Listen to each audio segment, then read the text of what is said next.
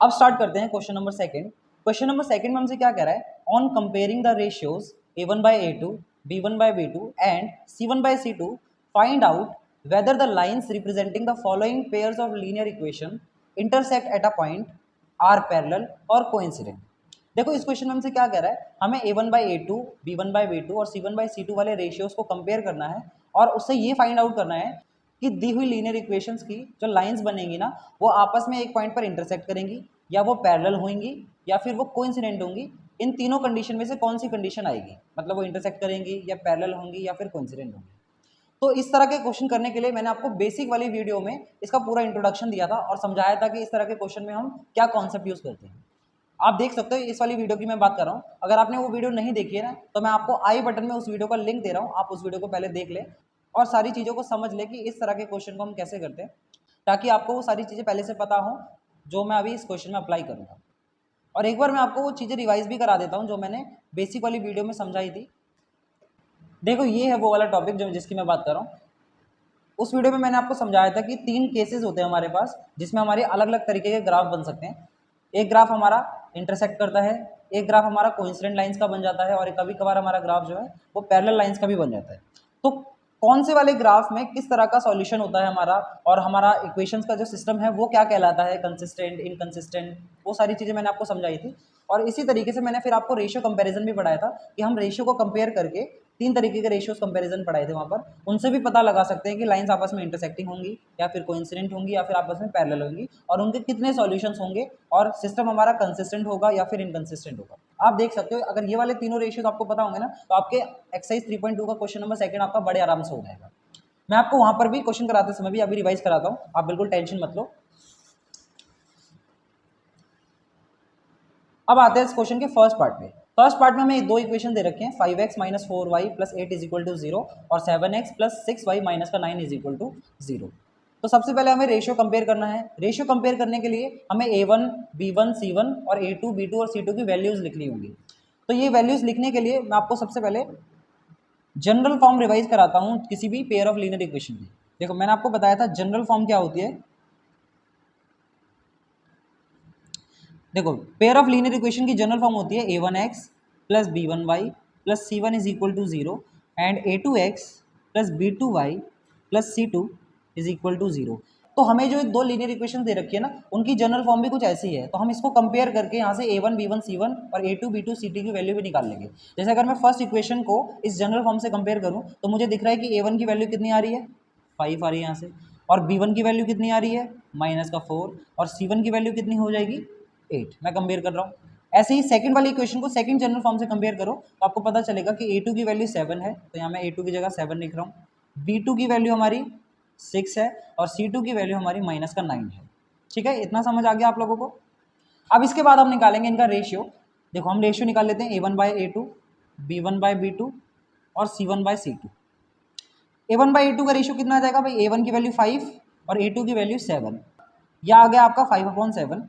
b1 by b2 का भी ratio निकाल लो। b1 की वैल्यू कितनी, माइनस का 4 और b2 की वैल्यू 6। इसको अगर हम चाहें तो कैंसिल भी कर सकते हैं, 2 2 जा 4, 2 3 जा 6, तो आपका यहाँ पर रेशियो आ जाएगा 2/3, माइनस का 2/3, यहाँ पर माइनस भी है। और c1 बाई c2 का भी रेशियो अगर निकालें तो हम देख पा रहे हैं यहाँ पर c1 की वैल्यू 8 है और c2 की वैल्यू माइनस का 9 है, तो हमारा c1 बाई c2 का रेशियो आ गया 8/9। अब आप खुद ध्यान से ऑब्जर्व करो कि क्या ये रेशियो आपस में बराबर हैं। कौन सी सिचुएशन आपकी आ रही है, केस नंबर 1 आ रहा है, केस नंबर 2 जैसा लग रहा है या फिर केस नंबर 3 जैसा लग रहा है। तो मैं यहाँ पर देख पा रहा हूँ हमारा जो केस नंबर 1 था, रेशियो कंपैरिजन की बात कर रहा हूँ, जिसमें a1/a2 जो होता है वो b1/b2 के बराबर नहीं होता। जैसे कि यहाँ पर भी 5/7 हमारा a1/a2 है और b1/b2 हमारा कितना है, माइनस का 2/3। क्या ये आपस में इक्वल होते हैं, नहीं, तो हम इसके बाद ऐसा साइन लगा देंगे। दैट मीन्स हमारा केस नंबर 1 आ रहा है। तो जब हमारा a1/a2 is not equal to b1/b2 आ रहा है तो इस केस में हमारी किस तरह की लाइंस होती है, मतलब हमारी लाइंस इंटरसेक्ट करती हैं या वो पैरेलल होती हैं या फिर कोइंसिडेंट होती हैं।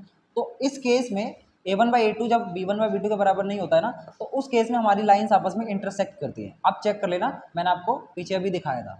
तो यानी कि हम लिख देंगे यहाँ पर कि the given lines will intersect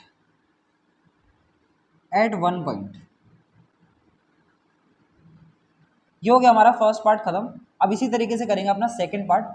तो अब लेते हैं अपना सेकंड पार्ट। अब देखो हमें सेकंड पार्ट में क्या दिया हुआ है, 9x plus 3y plus 12 is equal to 0, 18x plus 6y plus 24 is equal to 0। दो इक्वेशंस दिए, वैसे हमें चेक करके बताना है कि इंटरसेक्ट करेंगी, कोइंसिडेंट होंगी या फिर पैरेलल होंगी। तो जैसे पिछला वाला पार्ट करा सेम वैसे ही करोगे आप।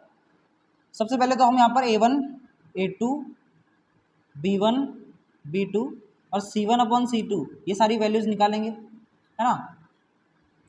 तो अगर आप कंपेयर करोगे तो हमारे a1 की वैल्यू है 9, a2 की वैल्यू है 18, b1 की वैल्यू है 3 और b2 की वैल्यू है 6, c1 की वैल्यू है 12 और c2 की वैल्यू है 24। तो ये हमने वैल्यूज निकाले। अब निकालना है इनका क्या रेशियो, तो a1 अपॉन a2 निकाल लोगे आप, b1 अपॉन b2 निकाल लोगे, ऐसे ही c1 अपॉन c2 निकालोगे। तो जब a1 अपॉन a2 निकालें तो ये आ जाएगा 9 अपॉन 18 और इसको कैंसिल करें तो 9 1 जा 9, 9 2 जा 18, यानी कि हमारा रेशियो आ रहा है 1/2। a1/2 कितना आ रहा है 1/2। ऐसे ही b1 बाई b2 निकाल लो, ये आ जाएगा 3/6, इसको भी कैंसिल करोगे तो 3 1 जा 3, 3 2 जा 6, तो ये आ जाएगा आपका रेशियो 1/2। c1/c2 निकालोगे तो ये आ जाएगा 12/24 और इसको भी अगर कैंसिल करें तो 12 1 जा 12, 12 2 जा 24, तो ये रेशियो आ रहा है 1/2। तो अब आप समझ गए होगे, तो भाई तीनों ही रेशियो देखो 1/2 1/2 1/2 आ रहे हैं। दैट मीन्स हमारा इसमें कौन सा वाला केस लग रहा होगा, जिसमें a1/a2 बराबर होता है b1/b2 के, वो भी बराबर होता है c1/c2 को, ये तीनों ही वो जो है 1/2 के बराबर हैं। तो दैट मीन्स ये वाला केस हमारा होता है कोइंसिडेंट लाइंस का। तो यानी कि हमारा ग्राफ क्या बनेगा इसमें, कोइंसिडेंट लाइंस। तो ये हो गया हमारा सेकेंड पार्ट भी खत्म, इसमें हमारा कोइंसिडेंट लाइंस बनेंगी। अब लेते हैं थर्ड पार्ट। अब देखो थर्ड पार्ट में आपको इक्वेशन दी है 6x minus 3y plus 10 is equal to 0 and 2x minus y plus का 9 इज इक्वल टू 0। इसमें भी सेम वैसे ही करना है सॉल्यूशन। कंपेयर करोगे आप जनरल फॉर्म से तो a1 और a2 की वैल्यू फाइंड करेंगे हम, फिर b1 और b2 की वैल्यू फाइंड करेंगे और ऐसे ही c1 अपॉन c2 की वैल्यू भी फाइंड करेंगे। यहाँ से हम देख पा रहे हैं a1 की वैल्यू 6 है, a2 की वैल्यू 2 है, b1 की वैल्यू -3 है और b2 की वैल्यू -1 है, क्योंकि y का कोफिशिएंट यहाँ पर -1 है, दैट मीन्स b2 की वैल्यू -1 होगा। c1 की वैल्यू यहाँ पर 10 है और c2 की वैल्यू 9 है। अब यहाँ करोगे आप रेशियो का कंपैरिजन, तो रेशियो कंपेयर करते हैं। पहले निकाल लो a1/a2, तो a1/a2 कितना आ जाएगा 6/2, यानी कि इसको कैंसिल करें तो ये आ जाएगा 2 1 जा 2, 2 3 जा 6, यानी कि आ जाएगा 3/1 और 3/1 को हम 3 भी लिख सकते हैं। फिर निकाल लो b1/b2, b1/b2 कितना आ जाएगा, देखो b1 की वैल्यू -3 और b2 की वैल्यू -1, माइनस माइनस कैंसिल तो ये आ जाएगा 3/1 यानी कि 3। और ऐसे निकाल लो c1/c2, तो ये आ जाएगा 10/9 और ये 10/9 आपस में और कैंसिल नहीं होगा।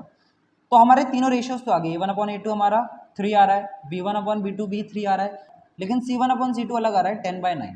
तो हम देख पा रहे हैं यहाँ पर हमारा क्लियरली a1/a2 वो तो बराबर है b1/b2 के, बट वो बराबर नहीं है c1/c2 के। तो हमारी ये वाली कंडीशन अप्लाई हो रही है इस केस में।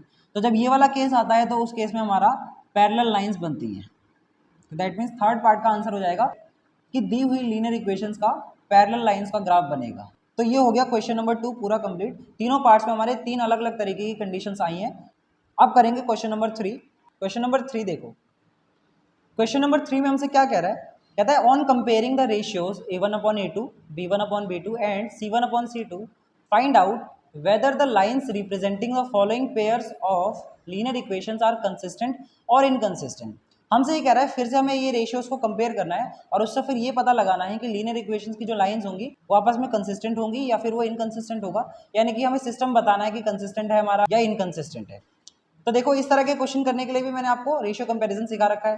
रेशियो कंपैरिजन अगर करें तो उसमें अगर a1/a2 is not equal to b1/b2 आता था तो उस केस में हमारा सिस्टम कंसिस्टेंट होता है। इसके अलावा अगर आपका ratio a1/a2 is equal to b1/b2 is equal to c1/c2 आ जाए, उस केस में भी आपका सिस्टम कंसिस्टेंट ही होता है। और अगर आपका तीसरा वाला केस आ जाए यानी a1/a2 is equal to b1/b2 but not equal to c1/c2, तो उस केस में आपका सिस्टम इनकंसिस्टेंट होता है। आप चेक कर लेना जो अभी मैंने पीछे दिखाया था।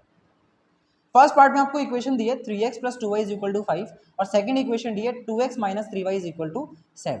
तो इसमें भी आपको पहले रेशियो कंपैरिजन करना है। तो रेशियो कंपेयर करने के लिए a1 b1 c1 और a2 b2 c2 की वैल्यू चाहिए होगी। तो करते हैं इसको। तो a1 की वैल्यू कितनी है देखो 3 और a2 की वैल्यू कितनी है देखो 2, b1 की वैल्यू +2 और b2 की वैल्यू -3, c1 की वैल्यू 5 और c2 की वैल्यू 7। 5 यहाँ से और 7 यहाँ से। अब इसका रेशियो निकाल लो a1/a2। a1/a2 देखो कितना आ रहा है 3/2, 2। फिर b1/b2 निकाल लो, b1 की वैल्यू 2 और b2 की वैल्यू -3, दैट मीन्स हमारा रेशियो हो जाएगा -2/3। और c1/c2 निकालोगे तो यहाँ पर आपका 5/7 आ जाएगा। तो आप देख पा रहे हो कि रेशियोज हमने निकाल लिए। अब रेशियो को ऑब्जर्व करें ध्यान से तो हमें क्लियरली दिख रहा है कि हमारी a1/a2 is not equal to b1/b2 वाली फॉर्म आ रही है ना। ध्यान से देखो क्या ये रेशियो आपस में बराबर है? भाई 3/2 -2/3 के बराबर नहीं होता है, दैट मीन्स हमारा ये वाला केस आ रहा है।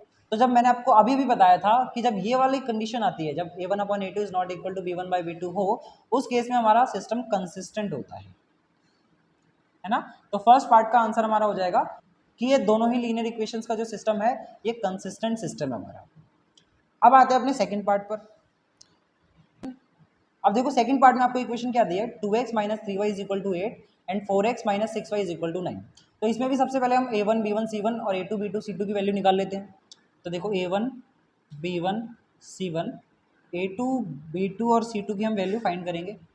तो देखो कंपेयर करो जनरल फॉर्म से, तो कंपेयर करोगे तो a1 की वैल्यू 2 है, b1 की वैल्यू -3 है, c1 की वैल्यू +8 है, a2 की वैल्यू आपकी 4 है, b2 की वैल्यू आपकी -6 है और c2 की वैल्यू आपकी 9 है। ये नीचे वाली वैल्यू सेकंड इक्वेशन से आई है और फर्स्ट वाली जो वैल्यूज हैं वो फर्स्ट इक्वेशन से आई है।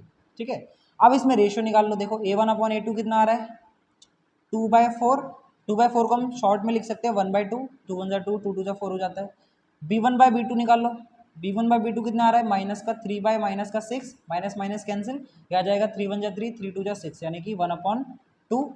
और ऐसे ही c1/c2 भी निकाल लो, c1/c2 आ रहा है 8/9। अब ये आपस में कैंसिल नहीं होगा, तो हम क्लियरली देख पा रहे हैं कि हमारे a1/a2 बराबर है b1/b2 के। देख लो 1/2 इज इक्वल टू 1/2 होता है, बट ये बराबर नहीं है c1/c2 के जो कि 8/9 है। दैट मीन्स हमारी ये वाली कंडीशन आ रही है। तो जब ये वाली कंडीशन आती है तो उस केस में हमारा सिस्टम होता है इनकंसिस्टेंट। चेक कर लो आप, इनकंसिस्टेंट सिस्टम होता है। तो सेकंड पार्ट की जो लीनियर इक्वेशन का सिस्टम है वो इनकंसिस्टेंट आ रहा है। अब आते हैं अपने थर्ड पार्ट पर। अब देखो थर्ड पार्ट में आपको क्या इक्वेशन दिए हैं, 3/2x + 5/3y = 7। ये डिवाइड में देख के घबरा मत जाना, मैं अभी आपको एक्सप्लेन करूंगा ये कैसे सॉल्व होगा। और सेकंड इक्वेशन दिया 9x - 10y = 14। तो सबसे पहले इसमें भी आप a1 b1 c1 की वैल्यू निकालो और a2 b2 c2 की वैल्यू निकालो। तो देखो कैसे करेंगे, a1 b1 और c1, a2 b2 और c2। तो देखो a1 की वैल्यू क्या 3/2, b1 की वैल्यू क्या 5/3, c1 की वैल्यू कितनी 7, a2 की वैल्यू देखो 9, b2 की वैल्यू देखो -10 और c2 की वैल्यू है 14। तो ये हमने a1 b1 c1 और a2 b2 और c2 की वैल्यू निकाल ली। अब हम निकालेंगे इनका रेशियो a1/a2। a1/a2 देखो कितना आएगा 3/2 डिवाइड में 9। अब आप सोच रहे हो कि इसको कैसे सॉल्व किया जाता है, तो इसको सॉल्व करने के लिए जो 9 है ना ये 2 के साथ इधर आ जाएगा मल्टीप्लाई में, तो ये बन जाएगा 3/2 × 9, यानी कि 3/2 9 सा 18। और इसको अगर कैंसिल करेंगे तो आ जाएगा 2 3 1 जा 3, 3 6 जा 18, यानी कि ये आपका रेशियो आ रहा है 1/6। ऐसे निकाल लो आप b1/b2। b1/b2 देखो कितना आएगा, b1 की वैल्यू 5/3 है तो यहाँ पर 5/3 लिख लो और b2 की वैल्यू -10 है। इसको भी वैसे आप सॉल्व करो, इस 10 को उधर लेके जाओ 3 के पास, तो ये बन जाएगा 5/3 मल्टीप्लाई में -10 और ये बन जाएगा 5/3, 10 जा 30 और माइनस का साइन ऐसे आ जाएगा। इसको कैंसिल करोगे तो ये आ जाएगा 5 1 जा 5, 5 6 जा 13, तो ये आ जाएगा -1/6 क्योंकि माइनस साइन था। ऐसे निकाल लो c1/c2 का रेशियो। c1/c2 देखो कितना आएगा, c1 की वैल्यू है 7 और c2 की वैल्यू है 14, तो इसको कैंसिल कर सकते हैं हम लोग, तो ये आ जाएगा 7 1 जा 7, 7 2 जा 14, तो c1/c2 की वैल्यू आ रही है 1/2। तो आप क्लियरली चेक करो, ऑब्जर्व करो यहाँ पर कौन सा रेशियो आ रहा है, कौन सा केस आ रहा है हमारा। तो आप देख पाओगे कि a1/a2 is not equal to आ रहा है b1/b2 के, है ना। आप बोलोगे सर बराबर तो आ रहा है, नहीं आ रहा बराबर, देखो ध्यान से, ये है 1/6 प्लस का और ये है 1/6 माइनस का, तो प्लस और माइनस आपस में कभी इक्वल नहीं होते, दैट मीन्स आपकी ये वाली सिचुएशन आ रही है। तो जब ये कंडीशन आती है तो उस केस में हमारा सिस्टम होता है कंसिस्टेंट, है ना। चेक कर लो आप, तो ये थर्ड पार्ट में भी आपका कंसिस्टेंट सिस्टम आ रहा है। अब करते हैं अपना फोर्थ पार्ट।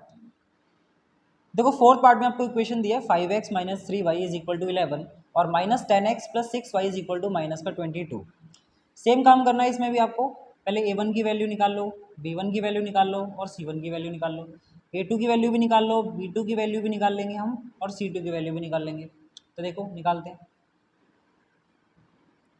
A1 की वैल्यू 5, B1 की वैल्यू माइनस का 3 और C1 की वैल्यू प्लस 11, A2 की वैल्यू माइनस का 10, B2 की वैल्यू 6 और C2 की वैल्यू माइनस का 22।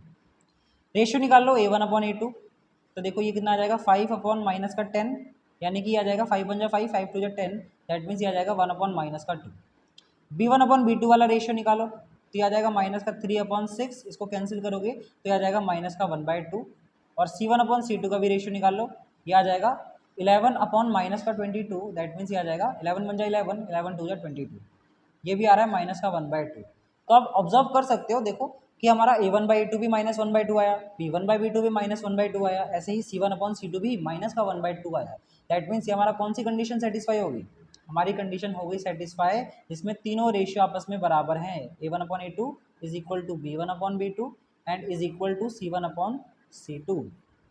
तो जब ये सिचुएशन आती है तो उस केस में हमारा सिस्टम होता है कंसिस्टेंट, है ना, चेक कर सकते हो। तो फोर्थ पार्ट में भी आपका सिस्टम आ गया कंसिस्टेंट। अब करेंगे इसका last part, part number 5। Equation दी है 4/3x plus 2y is equal to 8 और सेकंड इक्वेशन दी है 2x plus 3y is equal to 12। तो इसमें भी आपको A1 की वैल्यू निकाल लो, B1 की वैल्यू निकाल लो और C1 की वैल्यू निकाल लो, ऐसी A2 की वैल्यू, B2 की वैल्यू और C2 की वैल्यू भी निकाल लो। A1 की वैल्यू हम देख पा रहे हैं 4/3 है, B1 की वैल्यू प्लस का 2 है और C1 की वैल्यू प्लस का 8 है। A2 की वैल्यू आप देख पा रहे हो 2 है, B2 की वैल्यू 3 और C2 की वैल्यू प्लस का 12। रेशियो निकालो इनका A1/A2। A1/A2 देखो कितना आएगा 4/3 डिवाइड में 3। जैसे थर्ड पार्ट का किया था ना हमने सॉल्व, वैसे इसको भी करना है। ये 2 इधर आ जाएगा तो ये बन जाएगा 4/3 मल्टीप्लाई 2, ये आ जाएगा 4/3, 2 जा 6, इसको कैंसिल करोगे तो 2 2 जा 4, 2 3 जा 6, तो आपका रेशियो आ जाएगा 2/3। ऐसे ही B1/B2 का रेशियो निकाल लो। देखो B1/B2 कितना आ जाएगा 2/3, ये तो डायरेक्ट ही आ गया, इसमें तो कोई सॉल्व करने की जरूरत नहीं पड़ी। ऐसे ही अब C1/C2 का रेशियो निकाल लो। C1 की वैल्यू है 8 और C2 की वैल्यू है 12, इसको कैंसिल करोगे 4 से तो 4 2 जा 8, 4 3 जा 12, तो ये कितना आ गया 2/3। तो आप क्लियरली देख पा रहे हो कि A1/A2 भी 2/3 आ गया, B1/B2 2/3 आया था और ऐसे ही C1/C2 की भी वैल्यू 2/3 आ गई। दैट मीन्स इस केस में हमारा कौन सा वाला कंडीशन सेटिस्फाई हो गई? जब A1/A2 बराबर होता है B1/B2 के एंड ये भी बराबर होता है C1/C2 के, तो यानी कि हमारा ये वाला केस बन रहा है जिसमें तीनों रेशियो बराबर होते हैं और इस केस में हमारा सिस्टम होता है कंसिस्टेंट। कैसा सिस्टम होता है? कंसिस्टेंट। आप चेक कर सकते हो, अभी पिछला वाला जो पार्ट करा था पार्ट नंबर 4, उसमें भी कंसिस्टेंट आया था। तो ये हो गया आपका पार्ट नंबर 5 भी खत्म और इसी के साथ हो गया आपका थर्ड क्वेश्चन पूरा कंप्लीट।